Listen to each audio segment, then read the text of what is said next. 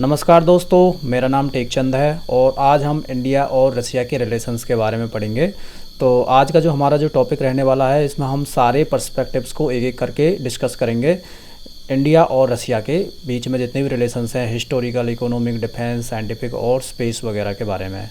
तो सबसे पहले हम इसके हिस्टोरिकल रिलेशंस के बारे में आते हैं। इसमें भी हम सबसे पहले प्री इंडिपेंडेंसी पीरियड को देखेंगे, जो कि 1947 से पहले का है। उसके बाद हम पोस्ट इंडिपेंडेंसी पीरियड को देखेंगे, जो सोवियत एरा के टाइम का है। और उसके बाद हम जो मॉडर्न पॉलिटिकल जो रिलेशंस हैं उसके बारे में हम डिस्कस करेंगे। तो आपको ये पता ही होगा कि सब जो रसिया है, इसका जो पहला जो पुराना जो नाम था वो यूएसएसआर हुआ करता था।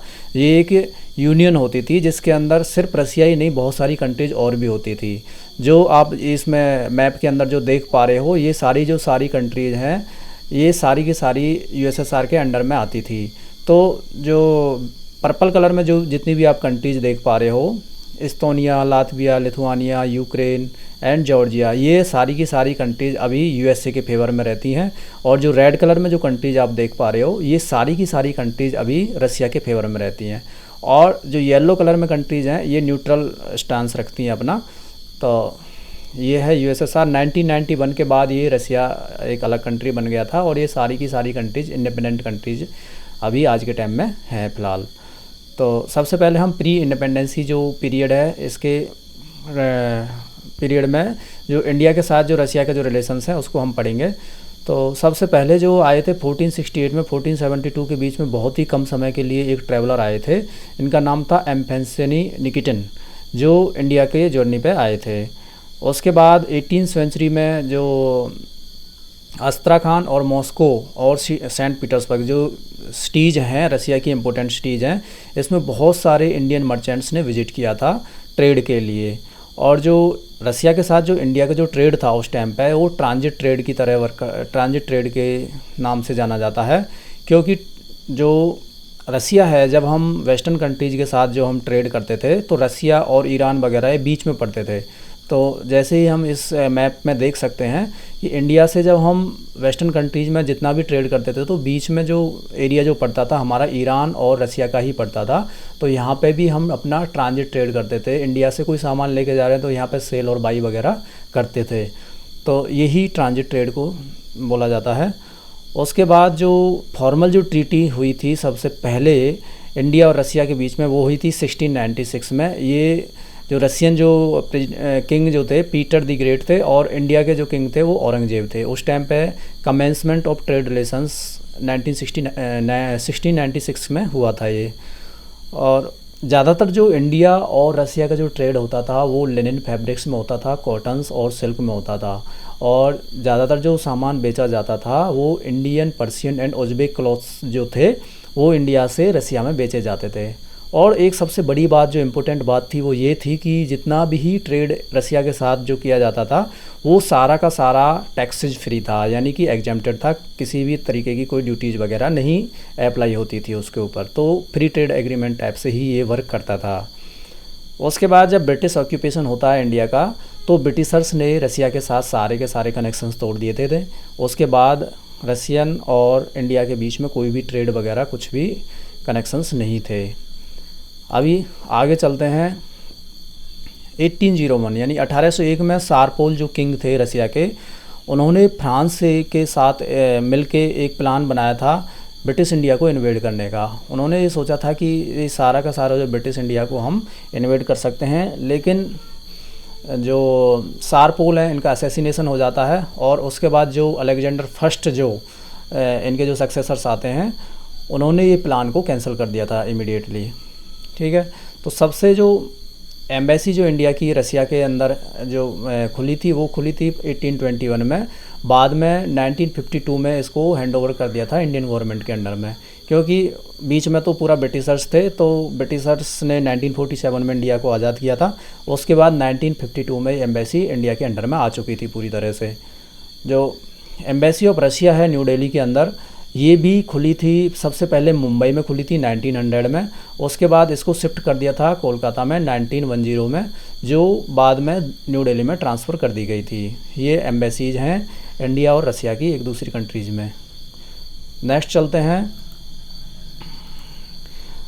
पोस्ट इंडिपेंडेंसी पीरियड, यानी कि इंडिपेंडेंसी के बाद जो यूएसएसआर जो एरा हुआ करता था, उस टाइम पे जो सबसे पहले जो फॉर्मल डिप्लोमेटिक रिलेशंस बने थे हमारे इंडिया के और रसिया के, वो बने थे 1947 में, जिसमें हम डिप्लोमेटिक जो रिप्रेजेंटेटिव्स थे इंडिया की तरफ से और रसिया की तरफ से एम्बेसीज के अंदर जो रिप्रेजेंटेटिव्स थे वो एक्सचेंज किए गए थे आपस में, मतलब एक दूसरे के फॉर्मल डिप्लोमेटिक रिलेशंस यहाँ से स्टार्ट होते हैं।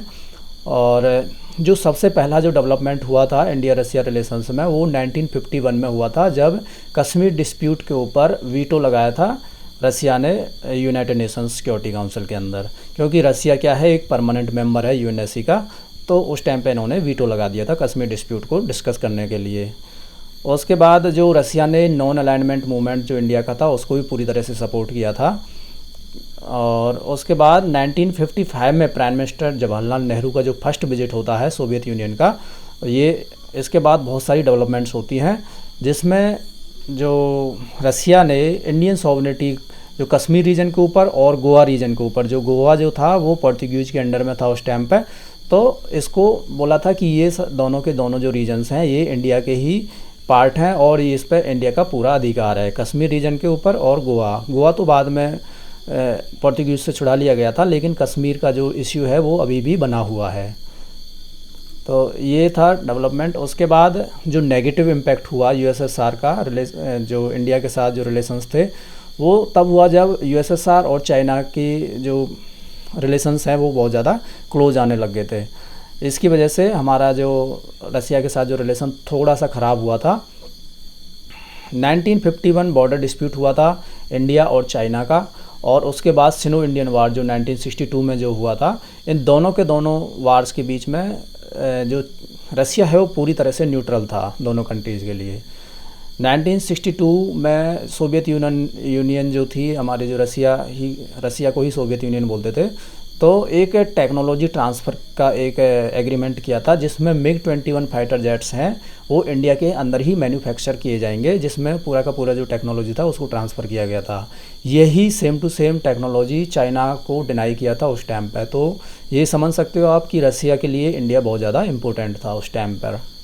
उसके बाद 1965 में जो इंडो पाकिस्तान वार जो होता है, उसमें भी रसिया एक पीस ब्रोकर निकल के आया और जो दोनों कंट्रीज के बीच में जो वार था उसको रुकवाया था।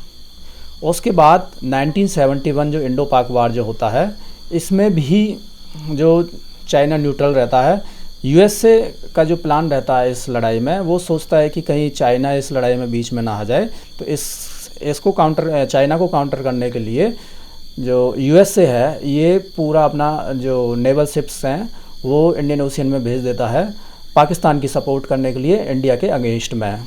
लेकिन उसी टाइम पे हमारी यूएसएसआर के साथ एक ट्रीटी साइन होती है, इसको बोलते हैं Indo Soviet treaty of friendship and cooperation. ये अगस्त 1971 में साइन होती है। ये बहुत ही ज़्यादा इम्पोर्टेंट ट्रीटी है। इसके साइन होते ही जो रसिया है वो हमारे सपोर्ट में आ गया था और यूएसए के अगेंस्ट में वो लड़ने के लिए तैयार हो गया था। बाद में यूएसए वापस चला गया और बांग्लादेश एक नया कंट्री बन गया और इसमें इंडिया की जो पूरी तरह से जीत होती है डिप्लोमेटिक एंड वार में भी। ठीक है, तो इस तरीके से जो रसिया है बहुत ही इम्पोर्टेंट हमारा जो पार्टनर निकल के आया उस पीरियड में भी। उसके बाद में जो पीरियड आता है 1970s का जो दौर चलता है, उसमें जो हमारे कनेक्शंस हैं वो वेस्टर्न नेशंस के साथ थोड़ा ज़्यादा हो जाते हैं, जिसकी वजह से रसिया है जो एडिशनल वेपनरी और इकोनॉमिक असिस्टेंस देना शुरू कर देता है इंडिया को, ताकि इंडिया और रसिया के जो रिलेशंस हैं वो हमेशा के लिए अच्छे बने रहें। उसके बाद प्राइम मिनिस्टर इंदिरा गांधी का 1984 में असैसिनेशन होता है। असैसिनेशन के बाद इंडिया और रसिया के जो रिलेशंस हैं थोड़े से ख़राब हो जाते हैं, लेकिन फिर भी थोड़ा इंडिया रसियन रिलेशंस को मेंटेन किया जाता है। ये हमारा जो पुराना जो टाइम था वो ख़त्म होने के बाद मॉडर्न पॉलिटिकल रिलेशन शुरू होते हैं। जो 1991 के बाद जो सोवियत यूनियन टूटने के बाद जब रसिया पूरी तरह से इंडिपेंडेंट नेशंस से भर के आता है, तो उस टाइम पे एक स्ट्रेटजिक पार्टनरशिप साइन होती है हमारे और रसिया के बीच में 2000 के अंदर। ठीक है, और जो दोनों कंट्रीज़ जो कॉमन मेंबर्स हैं, कुछ इम्पोर्टेंट जो ग्रुप्स हैं वर्ल्ड के, वो है यूनाइटेड नेशंस में है, ब्रिक्स में है, G20 में है और SCO में है। ये बहुत ज़्यादा इम्पोर्टेंट है। ये चारों के चारों ग्रुप में जो इंडिया और रसिया दोनों कॉमन पार्टनर्स हैं। जो रसिया है वो हमेशा इंडिया का सपोर्ट करता आया है UNSC के अंदर में परमानेंट सीट दिलाने के लिए। तो रसिया बोलता है कि UNSC के अंदर जो इंडिया को भी एक परमानेंट मेंबर लेना चाहिए। उसके बाद जो NSG ग्रुप है, जो न्यूक्लियर सप्लायर्स ग्रुप है, और एक APEC ग्रुप है, एशिया पैसिफिक इकोनॉमिक कोऑपरेशन, जो पैसिफिक ओशियन के चारों तरफ के जितने भी कंट्रीज़ हैं ये इस ग्रुप के अंदर आते हैं। तो रसिया चाहता है कि इंडिया इनका भी पार्टनर बने, NSG ग्रुप का और APEC का। रसिया है जो सार्क है, जो south Asian association of regional cooperation, ये इसका इंडिया एक फाउंडिंग मेंबर है।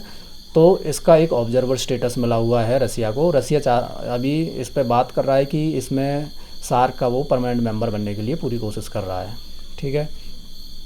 जो एक और सबसे इम्पोर्टेंट जो कमीशन है, इसका नाम है India Russian inter governmental commission.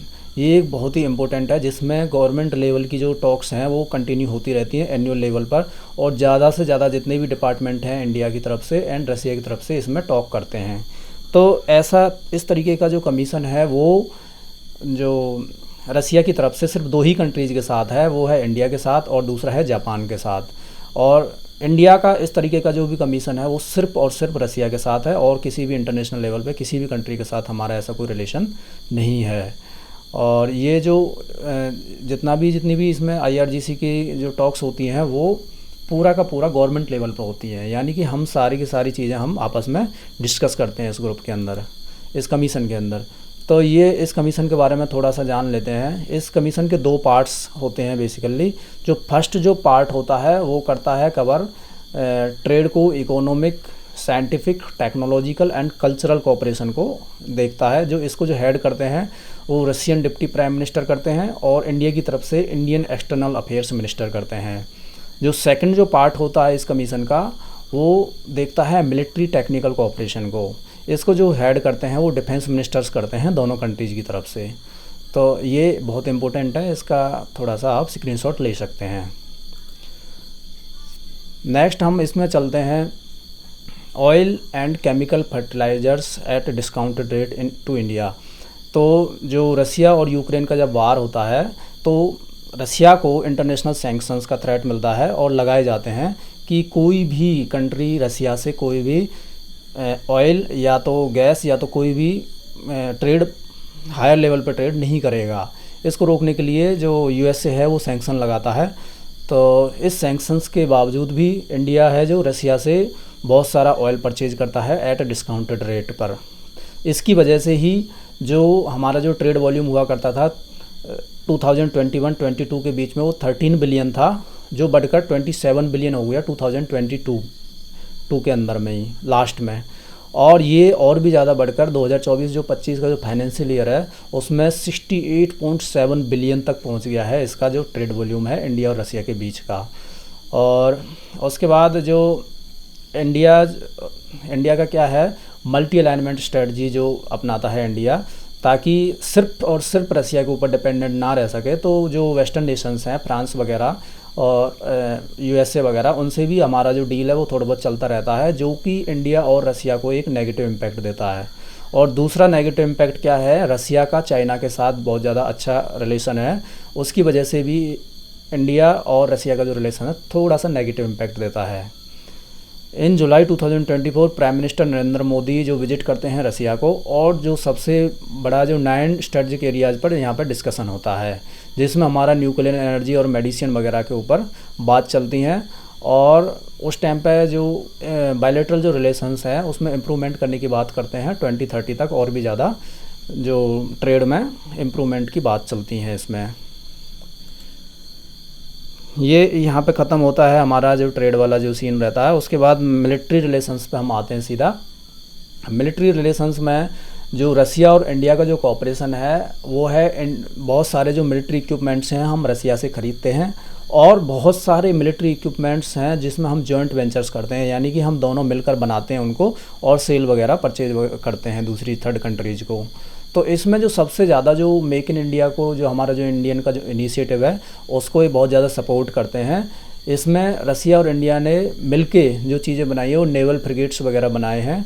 उसके बाद ये जो नेवल फ्रिगेट्स है, उसके बाद KA-226 twin engine utility helicopter है, जो ये भी जॉइंट वेंचर है, जो इंडिया के अंदर 140 मतलब इंडिया के अंदर बनाए जा रहे हैं, और 60 हैं जो रसिया के अंदर में बनाए जा रहे हैं। ये भी हेलीकॉप्टर्स हैं, यूटिलिटी हेलीकॉप्टर्स हैं, ये भी एक जॉइंट वेंचर हैं।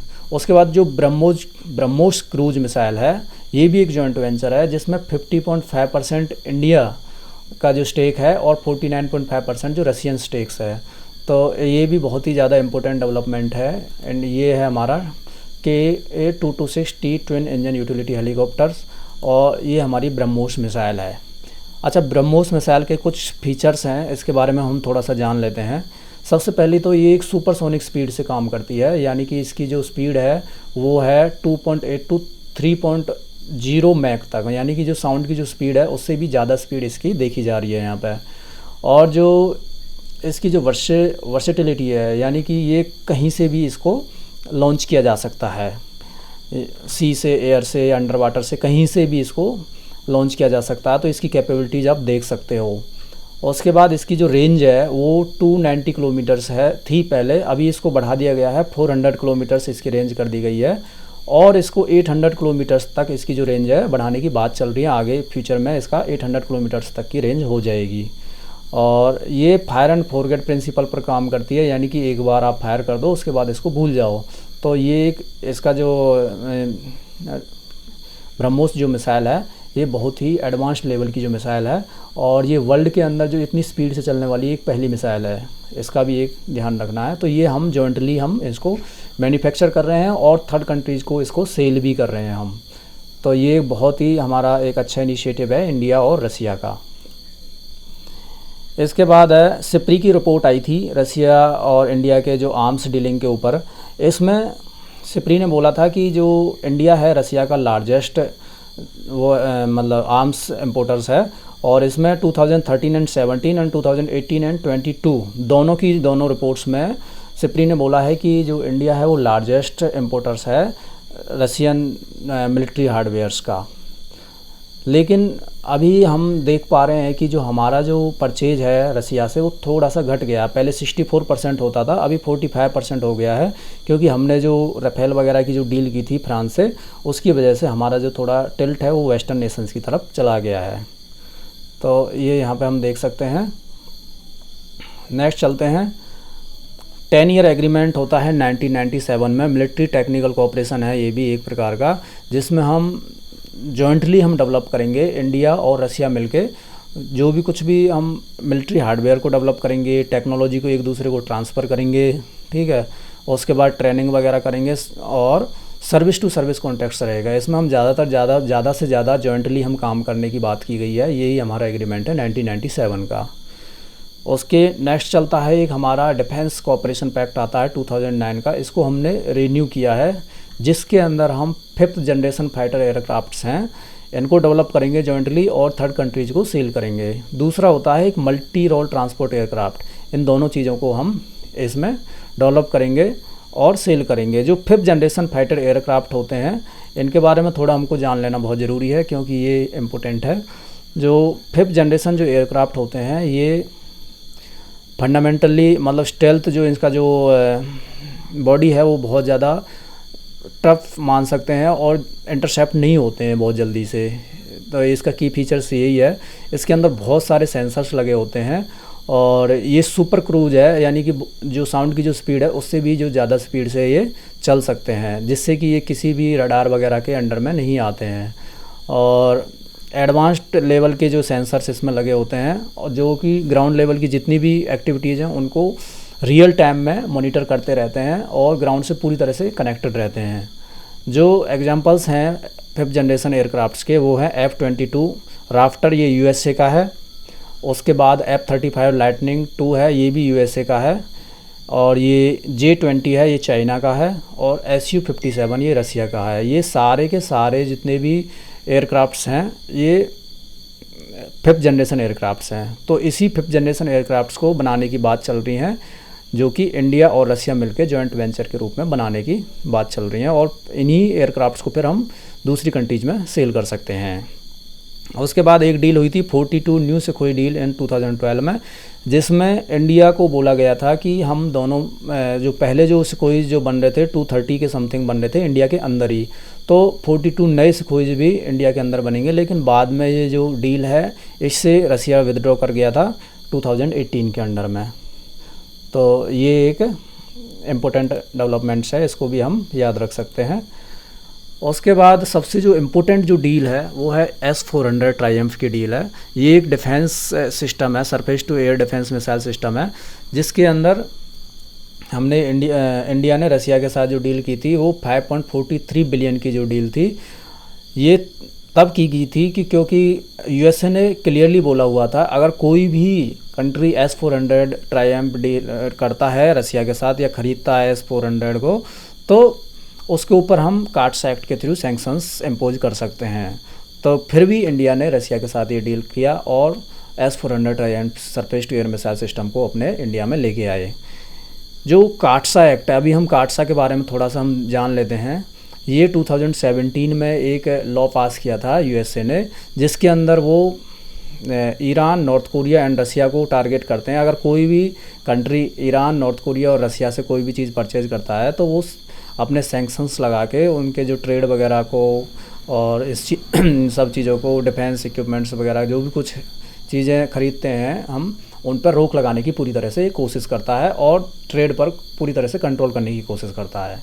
तो यही एक कार्डसा है, तो इसको बहुत ज़्यादा इम्पोर्टेंट है, इसको भी थोड़ा सा ध्यान में रखना है। नेक्स्ट जो हमारे मेजर जॉइंट मिलिट्री प्रोग्राम्स हैं जो हम दोनों मिलके काम कर रहे हैं जिनके ऊपर, वो हैं एक तो ब्रह्मोस है, एक सुखोई है, सुखोई 30, उसके बाद ट्विन इंजन यूटिलिटी हेलीकॉप्टर्स जो हमने अभी देखा था वही है, उसके बाद है न्यूमरस फ्रिगेट्स वगैरह हम रेडी कर रहे हैं, ये हम जॉइंटली काम कर रहे हैं। कुछ मिलिट्री हार्डवेयर्स ऐसे हैं जो हम रसिया से डायरेक्टली परचेज करते हैं, जैसे कि अभी हमने पढ़ा S-400 triumph surface to air missiles, उसके बाद Ka-226, उसके बाद T-90 भीष्मा है जो, उसको भी इंडिया के अंदर ही बना रहे हैं और इसको रसिया से हम परचेज कर रहे हैं। उसके बाद अकोला 2 न्यूक्लियर सबमरीन है, ये लीज पर ली हुई है सबमरीन, इसको हम बाद में परचेज भी कर सकते हैं जब इसका लीज पीरियड जो ख़त्म हो जाएगा। उसके बाद INS विक्रमादित्य है, एक एयरक्राफ्ट कैरियर है, ये भी हमने लीज पर लेके रखा है रसिया से। उसके बाद Tu-160 बॉम्बर्स है, MiG-29 है, Mi-17 जो एयरक्राफ्ट्स हैं ये हैं, और IL-76 ये भी हैं, ये सारे के सारे हम परचेज करते हैं रसिया से। एक फारकोर एयरबेस है तजाकिस्तान के अंदर, ये रसिया ने ही बनाया था, अभी इसको इंडिया और तजाकिस्तान मिलकर अपना ऑपरेट कर रहे हैं, ठीक है। उसके बाद रसिया और यूक्रेन वार के बीच में क्या क्या डेवलपमेंट होती हैं उसके बारे में थोड़ा सा देख लेते हैं। तो सबसे जो इम्पोर्टेंट है, सैंक्शंस होते हुए भी हमने S-400 एयर डिफेंस सिस्टम जो ख़रीदा है वो यूक्रेन वार के टाइम पे ही ख़रीदा है, और यूक्रेन वार के टाइम पे ही जो रसिया है वो मेक इन इंडियन इनिशिएटिव को बहुत ज़्यादा सपोर्ट करता है, जिससे कि ज़्यादा से ज़्यादा जो इक्विपमेंट्स हैं वो इंडिया में ही मैन्युफैक्चर किए जा सकें और उनको सेल आउट किया जा सके। और आर्मी फोरम 2022 में जो हुआ था, इसमें जो इंडिया के अंदर ही बात की जा रही है कि ये battle tank of the future जो बनाए जाएंगे, infantry fighting vehicles, 5th generation aircraft और डीजल इलेक्ट्रिक सबमरीन्स, ये सारे के सारे जितने भी हार्डवेयर्स हैं ये सारे इंडिया में ही मैन्युफैक्चर किए जाएंगे, ये एक इम्पोर्टेंट डेवलपमेंट है। उसके बाद इसी वार के अंडर में ही एक मिलिट्री एक्सरसाइज होती है वोस्टोक 2022, इसमें भी इंडिया और रसिया पूरी तरह से साथ में आते हैं और व्लादिमीर पुतिन भी यहाँ पे विजिट करते हैं। इंडिया और रसिया के बीच में जो मिलिट्री जो एक्सरसाइज होती है उसको बोलते हैं इंदिरा, ये जॉइंट मिलिट्री एक्सरसाइज है और ये एनुअली होती है, ये 2003 से स्टार्ट है। फ़िलहाल रसिया यूक्रेन वार की वजह से होल्ड पर है। ये एक एवियल इंदिरा है, ये भी इसी का एक पार्ट है, ये भी फ़िलहाल के लिए होल्ड पर है। 2023 के अंदर में नेवल फ्रिगेट्स है तोसील एंड तमला, ये प्रोजेक्ट 11356 के अंडर में आते हैं। ये दोनों के दोनों जो फ्रिगेट्स हैं ये इंडिया को हैंडओवर कर दिए गए हैं और फिलहाल ये ऑपरेशनल हैं। ये तुसील जो लॉन्च किया गया था अक्टूबर 2021 में, और जो तमला है ये लॉन्च किया गया था 2022 में, फरवरी में। तो ये एक इम्पोर्टेंट डेवलपमेंट्स हैं। उसके बाद 7 मार्च 2025 को एक डील होती है जिसके अंदर 1000 H इंजन्स हैं जो सोवियत एरा के जो T-72 टैंक्स थे उनमें लगते हैं। इनको इंडिया में ही मैन्युफैक्चर करने की बात की जा रही है कि सारे के सारे जो जितनी भी टेक्नोलॉजी इसके पीछे लग रही है उसको इंडिया में ट्रांसफ़र किया जाए और इंडिया में ही इनको बनाया जा सके और इन जो T-72 टैंक्स में इनको लगाया जा सके। तो ये भी एक इम्पोर्टेंट डेवलपमेंट है। रसिया यूक्रेन वार के टाइम पे ही ये हुआ है। उसके बाद जो मिलिट्री रिलेशंस ख़त्म होते हैं, अभी इकोनॉमिक रिलेशंस के ऊपर हम आते हैं। इकोनॉमिकली इंडिया और रसिया का सबसे जो हमने इम्पोर्टेंट जो पार्ट था वो हमने पढ़ लिया ऑलरेडी, IRIGC जो कमीशन है। उसके बाद जो इंडिया और रसिया बहुत सारी जगह पे एक साथ आता है, जो ये हैं Indo Russian forum on trade and investment, Indo Russian business council, the Indian Russian trade investment and technology promotion council, the Indo Russian CEOs council and the India Russia chamber of commerce. ये सारे के सारे forums हैं जहाँ पे India और रसिया एक साथ आते हैं। इंडिया और रसिया प्लान कर रहा है फ्री ट्रेड एग्रीमेंट साइन हो जाए between India and EEU, Eurasian economic union. जो यूरेशियन इकोनॉमिक यूनियन है ये सिर्फ रसिया नहीं है, इसके अंदर और भी कंट्रीज आते हैं। ये आप देख सकते हो, इसके अंदर Kazakhstan, Armenia, Kyrgyzstan and Belarus, ये 4 कंट्रीज भी आते हैं।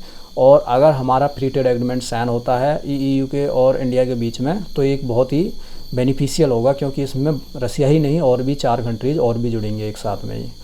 तो फ्री ट्रेड एग्रीमेंट्स क्या होता है, इससे जो टैरिफ रिडक्शन होता है हमारा और जो इंटीग्रेशन है हमारा डीपर होता चला जाता है इंडिया और कोई भी कंट्री के जिसके बीच में ये फ्री ट्रेड एग्रीमेंट होता है।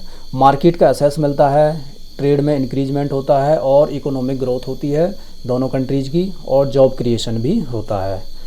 तो ये हो सकता है। और उसके बाद जो कस्टम जो प्रोसीजर्स होते हैं उनको सिंप्लीफाइड करने की बात की जा रही है इकोनॉमिक रिलेशंस को डेवलप करने के लिए। तो ये भी एक इम्पोर्टेंट डेवलपमेंट है। ज़्यादा से ज़्यादा इंडिया और रसिया चाह रहे हैं कि जो हमारे और रसिया के बीच में जो एग्रीमेंट हों वो लॉन्ग टर्म के लिए हों, जिसमें हम ऑयल, गैस और रफ डायमंड्स के जो ट्रेड्स हैं उनको अच्छे से कर सकें। 2010 के अंदर एक और इम्पोर्टेंट डेवलपमेंट होती है, वो है एक बैंक खुलता है इंडिया न्यू दिल्ली के अंदर। इसका नाम है स्बर बैंक। ये रशियन बैंक्स है, ये इंडिया के अंदर में ही खुलता है। और जो इंडिया है वो प्रपोज करता है रसिया का और इंडिया का एक स्पेशल इकोनॉमिक जोन जो क्रिएट हो सके कंपनीज़ का, जिसमें ज़्यादा से ज़्यादा ट्रेड और डेवलपमेंट हो सके हमारा। तो ये इम्पोर्टेंट इवेंट्स हैं। उसके बाद जो यूक्रेन के इन्वेजन के बाद में इकोनॉमिक सैंक्शंस लगे रसिया के ऊपर, जिसकी वजह से जो उसका जो पेमेंट जो सिस्टम था वो पूरी तरह से क्रैश हो गया। यानी कि पूरा जो पेमेंट जो हम लोग करते हैं यूएसए के थ्रू वो नहीं कर पा रहे थे। तो इसमें हम अल्टरनेट पेमेंट सिस्टम्स को लॉन्च किया गया, जिसमें जो पहले जो चलता था Swift and visa master card उसको एक्सेप्ट नहीं किया जा रहा था, तो रूपे एंड MIR कार्ड्स को एक्सेप्ट करना शुरू कर दिया।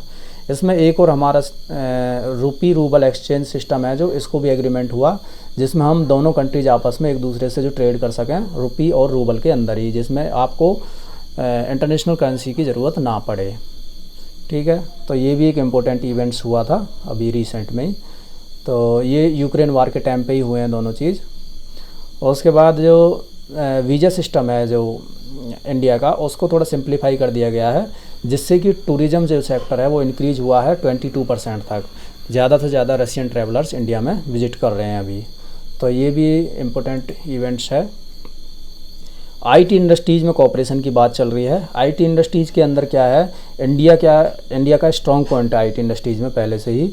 तो इसको अभी रसिया चाह रहा है कि हम जो भी कोई IT के अंदर जॉइंट प्रोजेक्ट्स शुरू कर सकें, कोई भी काम को जॉइंटली हम कर सकें, ताकि हम इस फील्ड में भी आगे बढ़ सकें।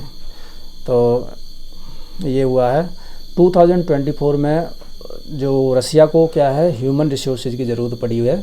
तो इसमें रसिया ने बोला है कि जितने भी इंडियंस हैं उनको हम रसियन जो टेक्नोलॉजीज़ हैं और उनके जो ट्रेनिंग प्रोग्राम्स हैं उनमें शामिल कर सकें, और जो रसियन जो लैंग्वेज है उसको सिखा सकें, ताकि वो रसिया के अंदर अच्छे से काम कर सकें। तो इससे क्या है, ह्यूमन टू ह्यूमन जो कनेक्टिविटी है वो ज़्यादा से ज़्यादा हो पाएगी, और जॉब क्रिएशन वगैरह जो सब कुछ होगा इंडिया के लिए। तो ये कनेक्टिविटी बहुत अच्छी चीज़ है अगर आप ह्यूमन रिसोर्सेज को यूज करते हैं रसिया के अंदर। तो ये भी बात चल रही है। Russian cooperation and make in India को पूरी तरह से रसिया सपोर्ट कर रहा है। रसिया चाहता है कि जितने भी मिलिट्री हार्डवेयर्स वगैरह जितने भी बन रहे हैं वो इंडिया में ही बने। तो मोदी जी गए थे रसिया के अंदर विज़िट करने के लिए। उस टाइम पे मोदी जी ने बोला है कि रसिया है जो रफ डायमंड्स को, हमारा जो ट्रेड होता है, हम रसिया से रफ डायमंड्स खरीदते हैं और उसको पॉलिश्ड वगैरह करके हम दोबारा से सेल करते हैं रसिया और अदर कंट्रीज़ के अंदर। तो इसमें जो मोदी जी ने बोला है कि रसिया अगर हम जो एक्स्ट्रा ड्यूटी जो लगती हैं रफ डायमंड्स के ऊपर उनको हटाया जा सके, ताकि ईज ऑफ बिज़नेस कर सकें हम। एक है डेवलपमेंट ऑफ स्मार्ट सिटीज़। रसिया का एक मेक इन इंडिया इनिशिएटिव को ज़्यादा से ज़्यादा ग्रोथ करने के लिए स्मार्ट सिटीज़ को डेवलप करने की बात की जा रही है, जिसके अंदर न्यू दिल्ली और मुंबई को कनेक्ट किया जाएगा रेलवेज, हाईवेज और पोर्ट्स के थ्रू, जिसमें बीच में इंटरकनेक्टिंग स्मार्ट सिटीज़ भी लाई जाएंगी। और ये पूरा का पूरा जितना भी प्रोजेक्ट्स होगा ये रशियन टेक्नोलॉजीज़ के थ्रू होगा, लेकिन इंडियन मेड होगा, जिससे कि पूरा का पूरा जो टेक्नोलॉजी जो ट्रांसफ़र है वो रसिया से इंडिया में किया जा सके। तो ये भी एक मेक इन इंडिया इनिशिएटिव को देख के किया जा रहा है, और ये बहुत बड़ा प्रोजेक्ट है। 100 बिलियन की डील है DMIC इंफ्रास्ट्रक्चर प्रोजेक्ट की, तो इसको भी कंसिडर करना है। नेक्स्ट चलते हैं। Both countries also agree to work together in the aerospace sector. बहुत सारी जगह पे जॉइंटली काम कर रहे हैं। आपने अभी थोड़ी देर पहले पढ़ा था ब्रह्मोस, क्रूज मिसाइल्स, FTA वगैरह जो बना रहे हैं, तो वही है। फाइटर जेट्स है, 5th जनरेशन एयरक्राफ्ट्स हैं, MTA हैं, ये सारे के सारे हम जॉइंटली मैन्युफैक्चर कर रहे हैं और प्लान कर रहे हैं कि जो इंडिया है वो पैसेंजर एयरक्राफ्ट्स बनाए 2030 तक, और उसको हम थर्ड कंट्रीज़ को सेल कर सकें। तो यही है make in India initiative. Next चलते हैं। एनर्जी सेक्टर के फील्ड में भी हमने बहुत अच्छा से काम किया है। जो 2001 में ONGC विदेश ने 20% स्टेक्स खरीद लिए थे Sakhalin first oil and gas projects के, जिससे कि रसिया और इंडिया का काफ़ी अच्छा कोऑपरेशन बन सके और हम उनका जो गैस और ऑयल में अपना अच्छे से काम कर सकें उनके प्रोजेक्ट्स में। एक दूसरा जो डेवलपमेंट हुआ था वो ये हुआ था, गाज़प्रोम एक कंपनी है, रशियन कंपनी है, और एक गैस अथॉरिटी ऑफ इंडिया है। ये दोनों ने मिलकर एक jointly development of block in the bay of Bengal जो रीजन है उसमें डेवलपमेंट के लिए ये दोनों एक साथ आए हैं। उसके बाद जो व्लादिमीर पुतिन हैं वो इंडिया का विज़िट करते हैं। उस टाइम पे कुदनकुलाम न्यूक्लियर पावर प्रोजेक्ट्स में की डील की गई थी, जिसके अंदर 2 यूनिट्स ऑफ 1000 मेगावाट ईच जो न्यूक्लियर पावर प्लांट्स बनाने की बात की गई है इंडिया के अंदर ही। तो ये पहले जो 2 यूनिट्स ऑलरेडी लगे हुए थे 1000 मेगावाट के, उनमें और 2 यूनिट्स ऐड ऑन करने की बात चल रही है। तो यही डील हुई थी कुदनकुलाम न्यूक्लियर पावर प्रोजेक्ट। इसका इम्पोर्टेंट है, ये ध्यान रखना है, ठीक है। तो 1000 मेगावाट की ये डील है, तो इसका हमेशा ध्यान रखना है। एनर्जी सेक्टर के अंदर और भी बहुत सारे एग्रीमेंट्स हुए हैं, जिसमें न्यूक्लियर रिएक्टर्स को इंडिया में ही बनाने की बात की जा रही है। और जितने भी ये 2008 की जो डील है, इसके अंदर रशियन टेक्नोलॉजी के द्वारा न्यूक्लियर रिएक्टर्स हैं जो उनको बनाया जाएगा और उनको थर्ड कंट्रीज़ में बेचा जाएगा, यानी कि बाहर उनको यहाँ पे इंडिया में मैन्युफैक्चर करके थर्ड कंट्रीज़ के अंदर में बेच सकते हैं।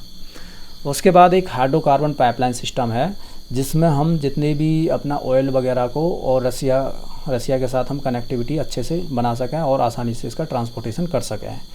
तो ये एक हाइड्रोकार्बन पाइपलाइन सिस्टम है, ये इसके डेवलपमेंट की बात चल रही है। रसिया है जो इंडिया का जो ऑयल सप्लायर है, ये पहले क्या था, रसिया सेकंड नंबर पर आता था, इराक फर्स्ट नंबर पर आता था। लेकिन जैसे ही डिस्काउंटेड रेट पर रसिया ने ऑयल इंडिया को बेचना शुरू किया है, उसके बाद से इराक सेकंड नंबर पर चला गया और रसिया भी फर्स्ट नंबर पर, यानी कि लार्जेस्ट सप्लायर ऑफ ऑयल्स है टू इंडिया, अभी रसिया बन चुका है, ठीक है। उसके बाद दो ट्रेड रूट्स की बात कर लेते हैं। इंडिया और रसिया के बीच में जो ट्रेड रूट्स हैं वो एक तो ये है चेन्नई व्लादिवोस्टोक मैरीटाइम कॉरिडोर है, जो ईस्टर्न कंट्रीज के बीच से जाते हुए इंडिया चेन्नई को व्लादिवोस्टोक से जोड़ता है। दूसरा जो कॉरिडोर है वो है नॉर्थ साउथ ट्रांसपोर्ट कॉरिडोर, ये वाला जो नया बना है। पहले इस तरीके से हम समुद्र के रास्ते से जाते थे, लेकिन आज की डेट में हम क्या है ये शिप, रेल एंड रोड ये इसका इस्तेमाल करते हुए जल्दी से जल्दी हम रसिया में अपना सामान पहुंचा सकते हैं। इसके अंदर हम ईरान, अजरबैजान और रसिया तीनों कंट्रीज़ को आपस में जोड़ते हैं और ट्रेड को आसान और ईज बना दिया गया है और फास्ट बना दिया है। तो ये भी अभी ऑपरेशनल हो गया, पहले यहाँ से जाते थे, अभी यहाँ से डायरेक्टली जाना शुरू कर दिया है। तो नॉर्थ साउथ ट्रांसपोर्ट कॉरिडोर के नाम से इसको जानते हैं। नेक्स्ट चलते हैं, एक्सपोर्ट और इम्पोर्ट्स के बारे में बात कर लेते हैं। इंडिया जो एक्सपोर्ट है रसिया को करता है pharmaceuticals, electronic equipments, machines, engine pumps, iron and steel, clothing, coffee, tea, spices, tobacco and vehicles and knit और crochet clothing and other food preparations. ये हम इंडिया से रसिया को सेल करते हैं। और रशियन कम्युनिटी जिनको हम इंपोर्ट करते हैं इंडिया में वो हैं gems, precious metals, coins, machines, engines, pumps, electronic equipments, fertilisers, medical technical equipments, oil, iron and steel, paper and inorganic chemicals, salt, sulphur, stone and cement. ये जितने भी आइटम्स हैं हम रसिया से इंपोर्ट करते हैं। तो इनमें से क्वेश्चंस बनते हैं, तो इसको एक बार आप स्क्रीनशॉट ले सकते हो। नेक्स्ट चलते हैं हम साइंटिफिक रिलेशंस की तरफ। जो एक कोऑपरेशन है हमारा, integrated long term programme of cooperation ILTP, ये जो हमारा दोनों कंट्रीज़ के बीच में हो रखा है साइंटिफिक रिसर्च को डेवलप करने के लिए। तो इसके अंदर में ही हम ज़्यादा से ज़्यादा प्रोग्राम्स लेके आते हैं साइंटिफिक डेवलपमेंट के लिए। तो ये इसका जो हेड करते हैं वो इंडिया की तरफ से department of science and technology from Indian side करता है, और जो रशियन की साइड से जो करते हैं academy of sciences, ministry of science and education and ministry of industry and trade from the Russian side. ये मिनिस्ट्रीज़ हैं जो रशियन साइड से देखती हैं इसको, और इंडियन साइड से इसको department of science and technology ही देखता है। ILTP इम्पोर्टेंट है। इसके अंदर में ही ये सारस ड्यूटी एयरक्राफ्ट प्रोग्राम है, ये चलाया जा रहा है। Semiconductor products, super computers, polio vaccines, laser science and technology, seismology, high purity materials, software and IT and Ayurveda, ये सारे के सारे जितने भी जो डेवलपमेंट्स हो रहे हैं ये सारे के सारे long term programmes of cooperation ILTP के अंदर ही हो रहे हैं। ठीक है, इसी ILTP के अंडर में 8 जॉइंट इंडियन रशियन सेंटर्स खोले गए हैं, जिसमें हम रिसर्च एंड डेवलपमेंट का काम कर रहे हैं आज की डेट में। 2010 के अंदर में मॉस्को के अंदर एक Russian Indian science and technology centre खोला जाता है, RISTC। इसके बाद यही सेम 2012 में दिल्ली के अंदर खोला जाता है, तो जिसके अंदर हम साइंटिफिक एंड टेक्निकल रिसर्च का काम चल रहा है। ये सारे के सारे जितने भी प्रोजेक्ट्स जो आ रहे हैं ये सारे के सारे ILTP के अंडर में ही चल रहे हैं। तो उसके बाद हम स्पेस कोऑपरेशन की बात कर लेते हैं।